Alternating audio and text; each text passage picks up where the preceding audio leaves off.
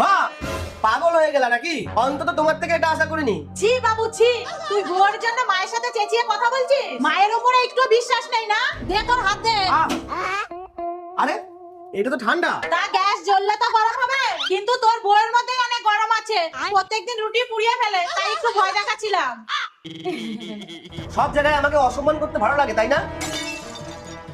আজকে যদি রুটি পড়ে তাহলে? কই গা মহারানী, রুটি করতে এত সময় লাগে? খেতে দাও। মাই যে বৌমা আজকেও? মা চুপ চুপ, একটা ইম্পর্টেন্ট ফোন এসেছে, কথা বলে নি। কিরে কেমন আছিস? এই তুই আমার সব থেকে কাছের বান্ধবী রে, আয় এসে শেষবারের মতো